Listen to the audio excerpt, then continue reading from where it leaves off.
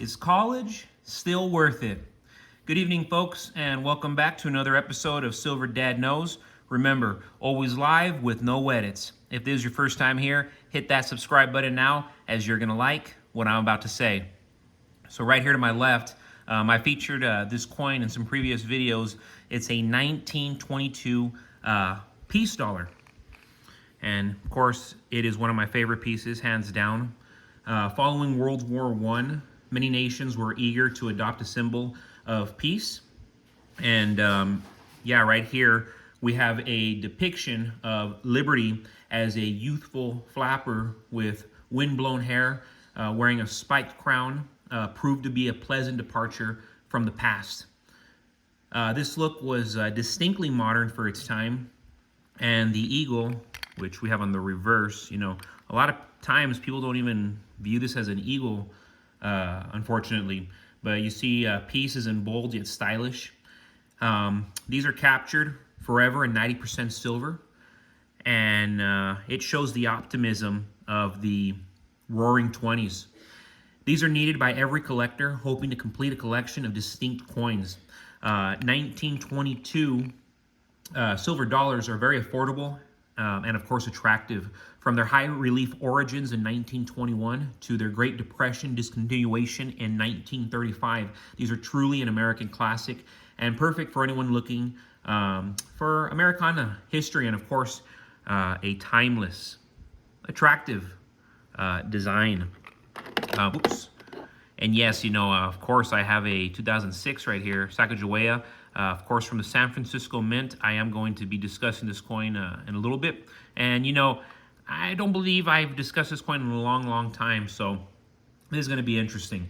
So real quick, folks, before we continue, I do want to give a quick shout out to one of my always loyal subscribers, 27271.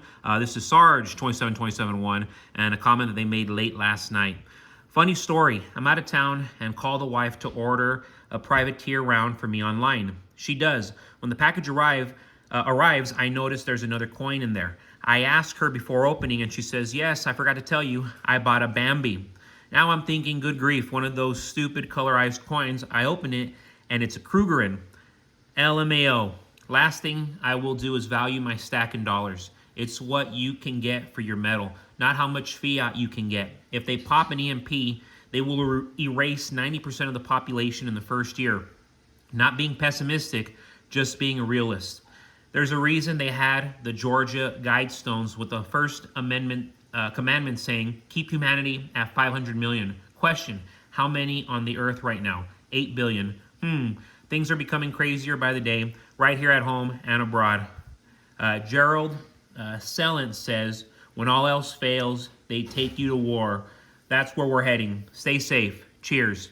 So there you have it, guys. Sarge 27271. I always like shouting that dude out because it's always insightful comments. And of course, yes, if you've never heard of the Georgia Guidestones, it's a deep rabbit hole to go into, but very interesting things. I've known about it for well over a decade. And yes, fact is stranger than fiction. Reality is stranger than fiction. Scarier a lot of times as well. Those who've made, those who've made a lot of money these last decades have done so during the hard times.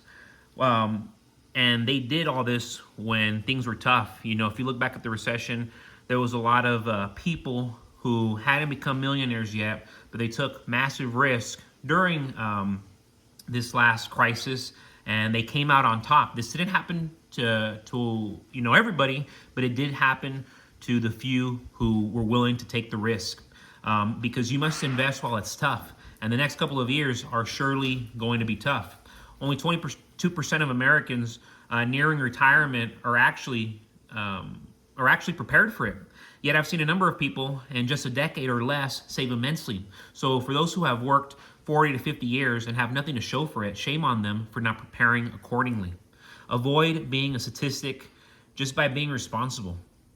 The average car in 2008 would cost you $7,900. Today, the average used car costs $35,000. This is the greatest bubble ever, and we're walking into the greatest investment opportunity in American history. If you're playing your cards right, you're going to make an absolute fortune. As prices continue to rocket, we're going to continue to see Americans sell off assets like cars, watches, rental properties, and as they begin to downsize like never before, you're going to notice another shift in the economy, and it's going to happen to the classes. You're going to see a lot of people exit out of the middle class. Most of them are going to go towards the lower class, while the few in the middle class elevate themselves, to the rich class. And that's really what it is. It's a tug of war. The middle class is being middled out. So for the majority, living standards are going to get really bad, unfortunately. And I'm talking third world bad. That's why we must start to rethink everything, all the lies and nonsense we've been told, because reality tells differently. We have millions of people from third world nations who are already here, and all they know is the third world. So of course they're going to treat our nation like a third world. Rethink everything. Remember, Poor Dad had his PhD. He was a principal and an honorable university professor, but never knew the fundamentals of money. He told his son, money is the root of all evil, repeating what he had been taught. Poor Dad assured his son if he stayed in school, he would become rich. It's the greatest lie most parents tell their children. Go to school. For what? To go into debt? To spend unreasonable money? To get indoctrinated? To be taught useless notions and never be told how to balance a checkbook? How to invest in property and own physical assets? Those who went to school, the majority at least, will never become rich. Far from it. Then you have other individuals making $300,000 to $400,000 a year, some $1 million. They never went to college. Instead, they worked from the ground up. The richest people have never been doctors or lawyers, but business owners and entrepreneurs. Why don't they teach us about money in school? Because they don't want us to know it's fake. The slums in America are growing. Homelessness is growing because all the paper they continue to print, it's fake. The school system now seems to be steering our children in the worst directions, teaching them ideas that will forever keep them oppressed, not only financially, but spiritually. Marxists are running many of our schools today, and even prestigious ones. That's why communism is discussed and taught commonly now. Remember Poor Dad? Poor Dad was a communist. The goal is to destroy the middle class so that there will only be two classes of people, rich and poor. Communism has hurt America. We're the biggest debtor nation because of it. Look at all these adults, our colleagues, our friends, our family, proudly saying they're never going to pay their loans. The same loans they decided to opt into. Nobody forced them. So many today are piggybacking on the middle class, the working class, which is why we are dwindling. So real quick, guys, let me finally get to this piece right here. This is a 2006 Sacagawea. I really like these coins. Obviously, they're not silver and they're not gold, but just nice pieces, and these can actually be worth a good amount of money right here. So this Sacagawea dollar series is a 15-year-old collection minted from the year 2000 and 2015. This unique dollar surprised collectors, me including, when it was first released, due to its beautifully golden surface, just very attractive on the front and on the back especially. Although this coin does look like gold, it is actually comprised of a heavy copper nickel alloy that makes it stand out amongst other US dollars. It does have that, it's not necessarily brighter, but it's got like that nice gold hue to it.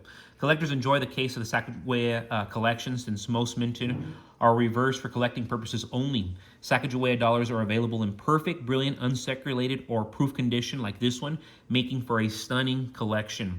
The 2006, which is this one, Sacagawea dollar, has been minted at the famous San Francisco Mint and contains a mirrored proof finish.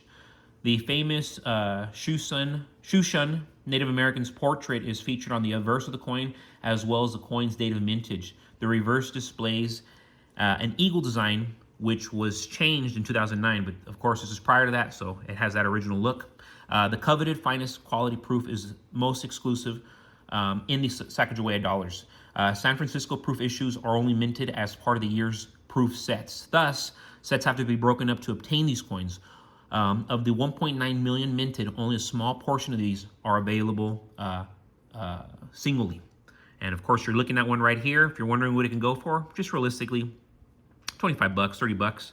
And yeah, I've actually sold a handful of them to people who often buy silver from me. But yes, folks, thank you so much for joining us for another episode of Silver Dad Knows. God bless your households. God bless you. And as always, God bless these great United States of America.